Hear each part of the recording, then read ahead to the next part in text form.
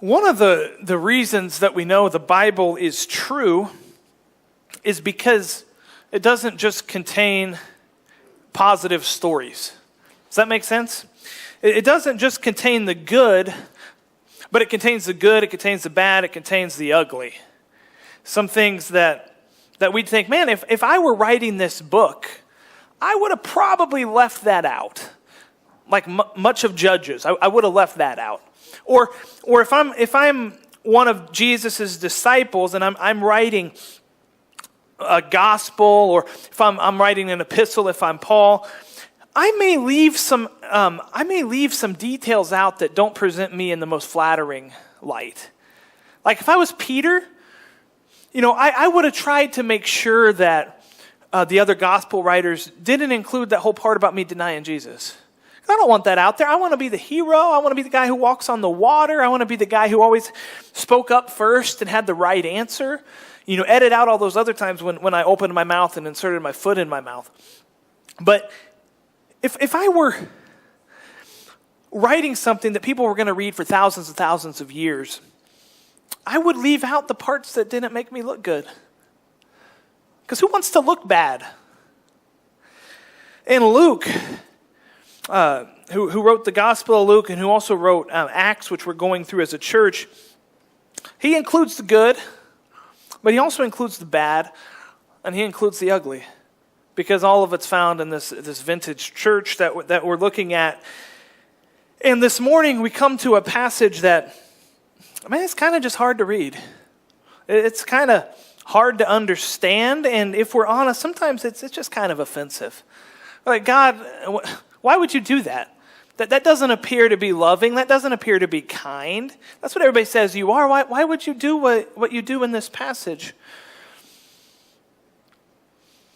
But that's one of the reasons where you can trust Scripture. Because not only does it include the good, where people are cast in a positive light, but it also includes the bad. It also includes the ugly. We're going to see all this morning. I'm gonna let out my inner nerd for just a second this morning, and then I'll put him back in his cage. Don't worry. But I'm a big fan of comic books. I'm a big fan of the Avengers. Went and saw the movie last weekend. It was good. But probably my favorite Marvel movie that I've seen is Captain America: Civil War. I don't know if any of you have seen that, but that movie, if you watch it through the eyes of, how can I relate this story back to the church? How can I put God in this story? Because in a lot of times you can do that if you try. And in this movie, it's not really a stretch. The story kind of surrounds some of the Secretary of State, the White House. They're worried that these superheroes, even though they've saved a lot of people, they're causing a lot of problems. And a lot of people are getting killed in their battles and everything. And he wants people to come under this accord and to sign these rules that say the government's going to control them. If they're needed, they'll call them, they'll give them their powers that they need and whatever. And so there's one side of that. Then there's this other side where kind of Captain America is, and he doesn't want to be controlled by the government. He thinks the safest hands to protect people are still theirs. And anyway, the whole movie is kind of this dialogue between legalism and kind of free will, kind of grace, like kind of we're going to do what we want to do. We don't need to be controlled. And long story short, the Avengers kind of have a falling out, and they kind of start fighting each other. And there's a line in the movie where the antagonist, the enemy, the bad guy, he kind of profoundly, he's talking about them, and he's like, he says something to the effect of, while outside forces could never tear them apart, they will fall apart quickly if they start fighting within themselves. While the outside world can't break them up, they can break themselves up. And man, I started thinking about that, and that is true not only for superheroes that are fictional, but that's true for the church. There's no external force in this world that can tear apart the body of Christ. But man, we can sure do it ourselves. There's no force on earth that can tear apart the body of Christ, that can tear apart the church, but we can tear ourselves apart. And we can fall faster than a house of cards. See, Satan, if you remember from the past couple of weeks, going through the book of Acts, church is going great. Church is on fire since Pentecost. All kinds of people are getting saved. There's thousands of people in this early church. And the first persecution hits. Satan tries to attack the church outwardly. What happens? Nothing. They stand firm. So when Satan can't attack the church outwardly, when that doesn't work, he moves inwardly. He shifts focus. And he said, okay, if I can't attack you externally, I'm going to try to attack you internally. I'm going to get you guys fighting amongst yourselves. I'm going to get you backbiting. I'm going to get you talking about each other. I'm going to get you on one side of the aisle and you on this other side of the aisle, and you guys aren't going to talk. You're going to talk about each other, and there's going to be all kinds of disunity in the church. That's what I'm going to do if I can't get you on the outside. And that's what we see in this. When Satan can't find an external way to defeat us, he'll move to an internal one. See, Luke doesn't shy away from the negative. He talks about the first persecution. Church prayed for boldness. They prayed for God to do big things. They prayed for God to just stretch out his hand and do these miracles to authenticate the word that they were preaching. And that's what he does. And we saw the first persecution of the early church, and now Luke records for us the first real problem that the internal church faced. And I've been asked before, why do you preach through books? Why do you spend months going through a book of the Bible? Why don't you just kind of do one-off sermons? And the answer is because when we preach through a book, it's called expository preaching.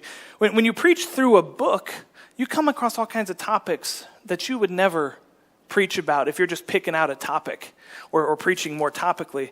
And I love preaching through Scripture because, just like this morning, I would never just choose to preach on this passage because I don't like it. If I'm honest, it kind of scares me. But when you kind of submit yourselves to the Word and going through it, you're gonna come to things that you normally wouldn't otherwise. So if you got your Bibles, we're gonna be in Acts chapter 4, starting in verse 32. We're gonna go into chapter 5 this morning. So if you got your Bibles, let me read this here, starting in verse 32. It says, all the believers were one in heart and mind. No one claimed that any of their possessions was their own, but they shared everything they had. With great power, the apostles continued to testify to the resurrection of the Lord Jesus, and God's grace was so powerfully at work in them all that there were no needy persons among them. For from time to time, those who owned land or houses sold them, brought the money from the sales, and put it at the apostles' feet, and it was distributed to anyone who had need. Joseph, a Levite from Cyprus, whom the apostles called Barnabas, which means son of encouragement, sold a field he owned and brought the money and put it at the apostles' feet. All right, let's start out with the good this morning. See, Luke likes to give summary statements throughout the book of Acts about how the early church is doing. This is another one. It says that they're a completely united church. They're one in heart and they're one in mind. They understood what mattered. They understood that they're there to make disciples and they're there to love people. That's what mattered. Nothing else mattered. Nothing else was important. And see, God created this type of unity. This is nothing that they created themselves. God did it. When Jesus died on the cross, when he rose from the dead, he put us all on equal footing. We all stand as sinners who are saved by grace if we put our faith in Christ. And so God creates this unity, but it's up to us to maintain this unity. It's up to us to get rid of what threatens it. You know, what threatens unity in a church? I mean, if somebody asked you that, hey, write down what threatens unity in your church. You know, it'd have to be things like gossip, people talking about each other. Did you hear what so-and-so did? Could you believe what this person did to me? I can't believe this. They call themselves a Christian. I'm not going to put up with that. That'll definitely threaten unity in the church. Or slander, talking behind people's backs. You know, here's a big one, jealousy. Jealousy of people will tear a church apart faster than anything else. You know, people plotting and scheming to get their way in the church, like the church is theirs, like they died for the church. I can't tell you how many times in my life I've heard people say, my church, my church, my church. It's not our church. It's not my church. It's not your church. I didn't die for the church. See, when those behaviors exist, church is already divided. See, because if there's division, there's not unity. That's pretty simple. If there's division, there's not unity. See, where there's division, we need to fix it. But the first step to fix it is admitting that it's there. A lot of times we like to ignore it. We like to kind of sweep it under the rug. Oh, maybe by next week this person will forget about this, or maybe I'll forget about it. Or what are we even fighting about anymore?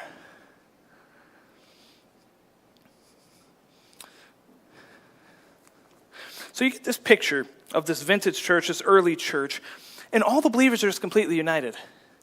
And here's my question this morning. Does that describe us? Can we say that this morning? Can we say that we're one in heart and mind? So much so that whenever somebody has a need or whenever somebody has a problem, everyone just scrambles to help meet that need or to help fix that problem. Maybe if somebody has a need, if we like that person, we'll do it. But if we don't really care for that person, maybe somebody else can take care of that. Are we united this morning? See, when the early church had a need, they met it. A lot of people like to say, oh, that sounds a lot like communism. The only thing is, communism is not voluntary. This is completely voluntary. Communism kind of says, what's yours is mine and I'm going to take it. And what the early church said is, what's mine is yours and I'll share it. It's completely voluntary. Nobody's putting a gun to anybody's head saying, hey, you got to sell your land, you got to sell your house, you got to sell your property, you got to give all your money to this person. This is completely voluntary. It's just these spirit-filled people who have been so changed by Jesus that their stuff doesn't matter anymore, their money doesn't matter anymore. They want to be united. They want to love like Jesus. See, some went without things so others could go with things. And notice how they did this. Don't miss this in verse 33. It says God's grace was so powerfully at work in them all. See, grace completely changes you from the inside out. Jesus will say when he's talking to Simon the leper at that dinner, he tells him the story, and he says, Simon, whoever's been forgiven much loves much, but whoever's been forgiven little loves little. How much have you been forgiven? Because, man, I've been forgiven a lot. Luke introduces us to Barnabas in these verses here. And Luke loves Barnabas. Barnabas is going to be mentioned some 23 other times throughout the book of Acts. And Barnabas is just this good example that Luke wants us to see here. He's this guy who, he picked him out of anyone else who's demonstrating how powerfully God's grace is at work in him. And he owns a house or property, which is kind of weird for a Levite. But he sells it, and he puts the money at the apostles' feet. And I love this because Luke tells us that Barnabas had a nickname. He said his nickname was Son of Encouragement. Now, if some mature believers who knew you and kind of studied your life, if they were to give you a nickname, what would it be? Would it be like Son of Generosity or Daughter of Joy or Son of the Grump or Grouchy or Loves a Lot? What would your nickname be? If some mature people gave you a nickname, what would it be? I don't know what mine would be. I know what I want it to be. I don't know what it would be.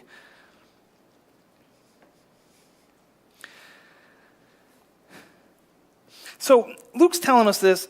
He wants you to keep Barnabas in focus here. He's going to give us an example of some other people who don't have the same heart as Barnabas. And it's going to show us that even in the spirit-filled early church, Satan was at work. Even when God was doing all this awesome stuff and all these signs and these wonders and thousands of people are coming to Christ and having their lives changed, Satan is right there at work inside the church. And not outside the church. This is inside the church. Satan is at work. See, Satan could be at work in our own church. We got to recognize it. So follow on here, starting in chapter 5, verse 1. It says, now a man named Ananias, contrasted with Barnabas, together with his wife Sapphira, also sold the piece of property. With his wife's full knowledge, he kept back part of the money for himself, but brought the rest and put it at the apostles' feet. So we're introduced to another couple here. We had Barnabas on one side here, and then we've got Ananias and his wife Sapphira. And in all appearances, they do the same thing that Barnabas did. If you just read this, they both sold the field. They both took some money. They both gave it to the apostles to use at their discretion, how they thought they needed to use it. But the difference here is that Ananias and Sapphira, they've kind of conspired together to keep some of this money, which is totally okay. Like, it's their money. It was their field to sell. They could have kept the money. But what they wanted to do is give money in such a way that it looked like they were given all of it. They wanted to look better in the eyes of everybody. They wanted to be like Barnabas. See, they wanted to look sacrificial without actually having to sacrifice. I'm sure they knew of Barnabas. Everybody knew of Barnabas. They saw how people respected Barnabas. Oh, Barnabas did this. Oh, Barnabas did that. You look at this son of encouragement. Maybe they wanted a nickname. Maybe they wanted people to look at them and think of a certain name. They were kind of jealous of Barnabas.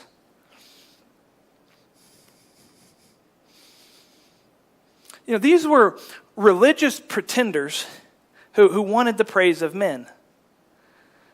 They were jealous of Barnabas, jealous of the praise that he got. They wanted to be him. And man, jealousy, like I said, that'll make you fall into sin faster than just about anything. Read the rest of this here.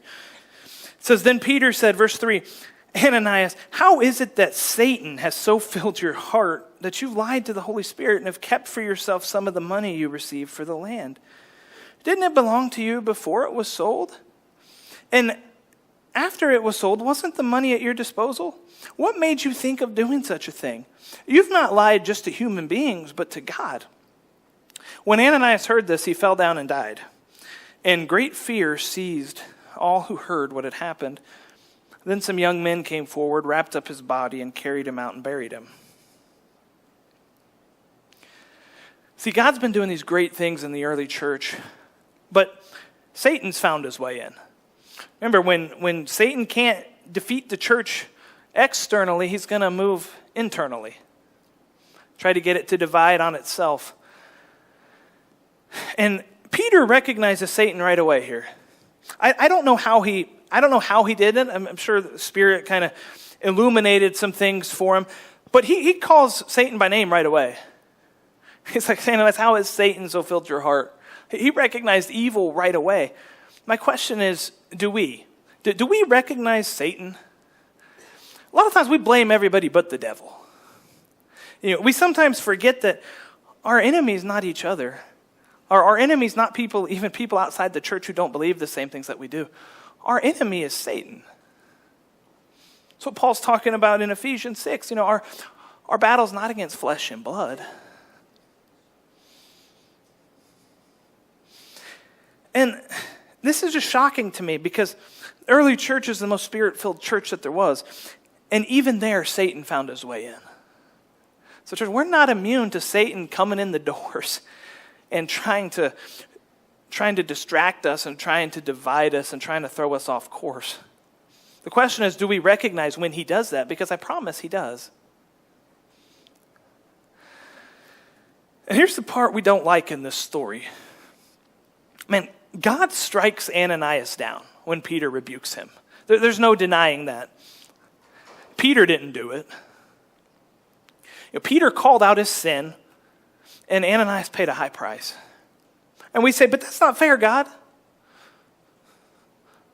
Where's the grace in that? And sometimes we forget that while God is a God of grace, yes, he's also a God of holiness. And it's interesting that Peter didn't call out Ananias' lack of honesty. That's what we see in the text. We say, he got struck down because he lied. No, Peter calls out his lack of integrity. There's a difference. He didn't have integrity. He had this religious hypocrisy where he pretended one thing in front of the church, but God saw right through that. It's interesting that when Luke tells us that in verse 2 that he kept back part of the money, that kept back is the same Greek word that's used for embezzlement. And it's the same Greek word that's also used in the Greek translation of the Old Testament, the Septuagint. When you go back and read the book of Joshua, and I believe it's chapter 6 or 7, but Joshua has just led the Israelites into destroying Jericho, and we're introduced to a man named Achan, who they were supposed to destroy everything.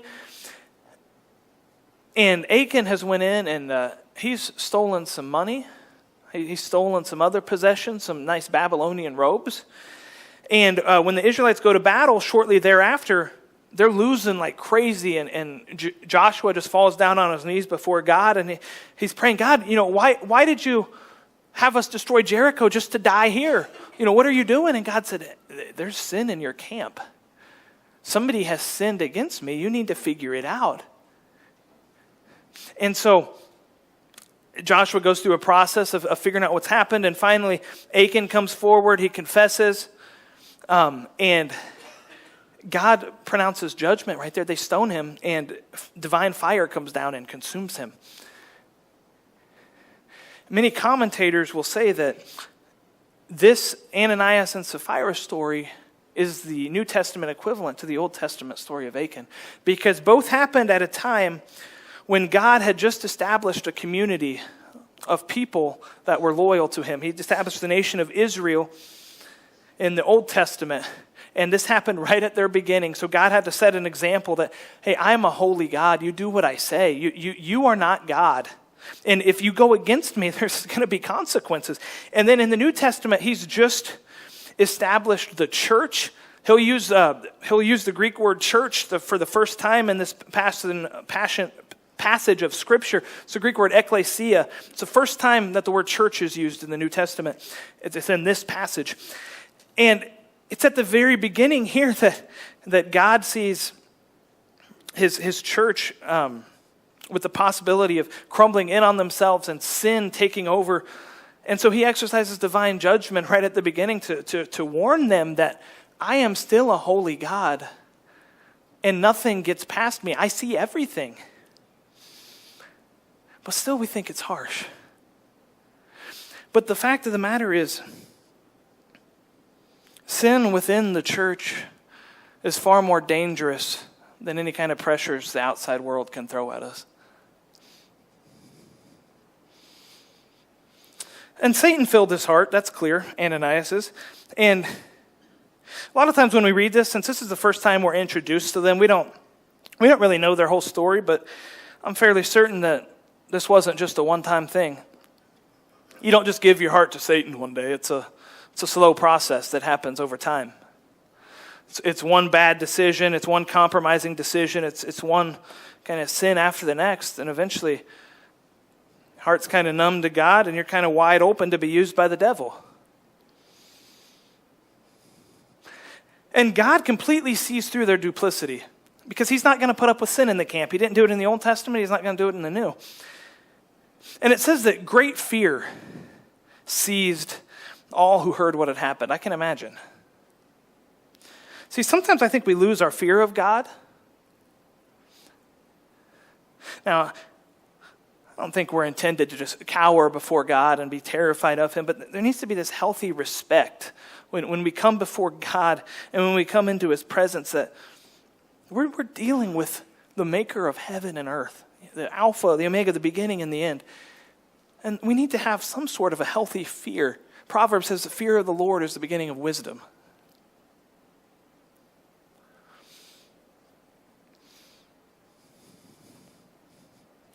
So that's the bad. Let's get to the ugly. The story gets worse, man. Verse 7 says, about 3 hours later, his wife came in, not knowing what had happened. Peter asked her, "Tell me, is this the price you and Ananias got for the land?" "Yes," she said, "that is the price." Peter said to her, "How could you conspire to test the Spirit of the Lord? Listen, the feet of the men who buried your husband are at the door, and they will carry you out also." At that moment, she fell down at his feet and died. Then the young men came in, and finding her dead, carried her out and buried her beside her husband.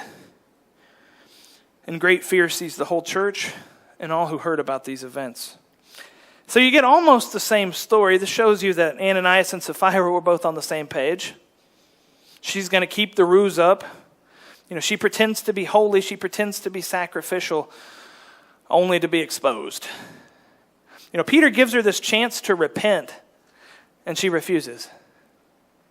She keeps lying, and then God strikes her down. Now, honestly, this should scare us. This shouldn't be a passage that you just kind of read and don't really think about. It should scare you. Man, it scared the early church. This is a picture of what's going to happen in the final judgment if we don't have Christ. God's showing judgment early.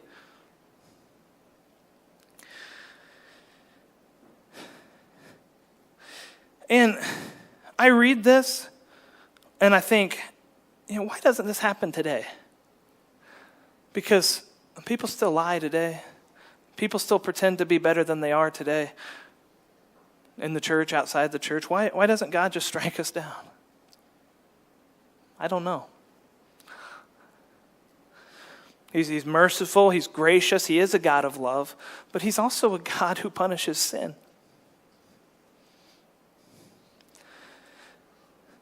And see, the question's always, did Ananias and Sapphira go to hell? Are they in torment right now?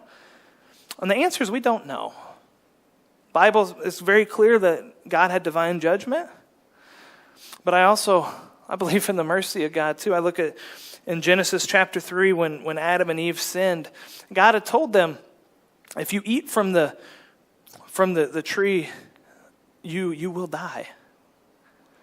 And when they eat from the tree, and they didn't die right away.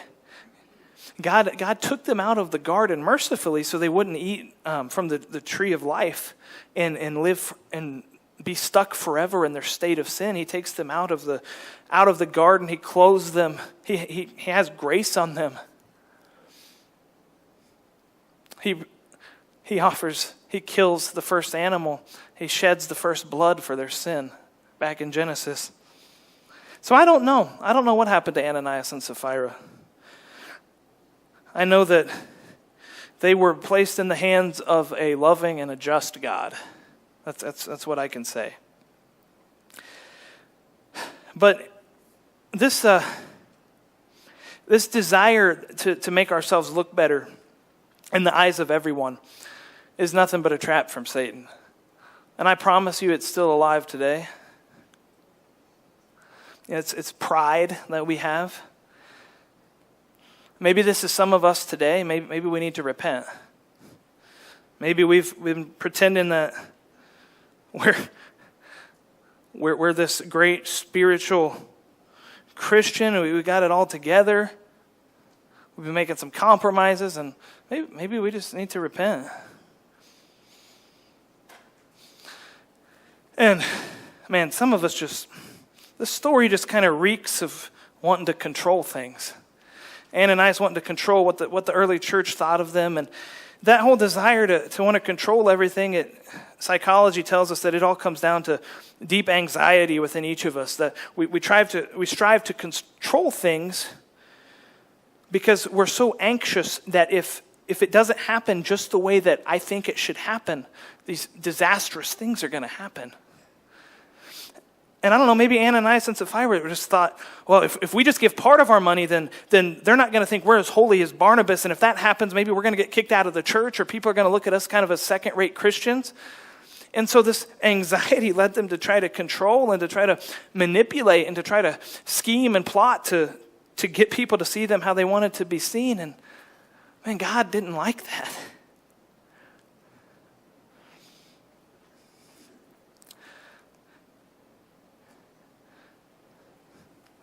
I just encourage us to humble ourselves before God has to humble us. That's what James 4:10 says. He says, humble yourselves before the Lord and he will lift you up. Let God lift you up. Don't do it yourself.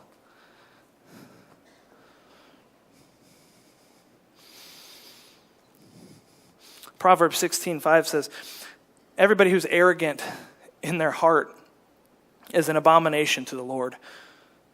And be assured he will not go unpunished. That's what we see here in the story of Ananias and Sapphira. See, when Satan can't destroy the church from outside, he'll move to the inside. And when that doesn't work, we're going to see in a couple of weeks, he tries to use distraction. He tries to distract the leaders of the church so that they're focusing on these little details that don't matter at all. But as you're going to see as we go throughout this book, even when Satan roars, even when he gets inside the church and tries to take things over, Satan doesn't thwart God. He doesn't thwart what God is doing because God is sovereign. He's in control over everything. And as Romans 8:28 says, man, he can take what looks bad and he can use it for his good and for his glory for all of us who are called, according to the purposes of God. So even when it looks like Satan's winning, even when it looks like the decks are stacked, God is still on the throne, God is still in control, and God still has a plan. Will you pray with me?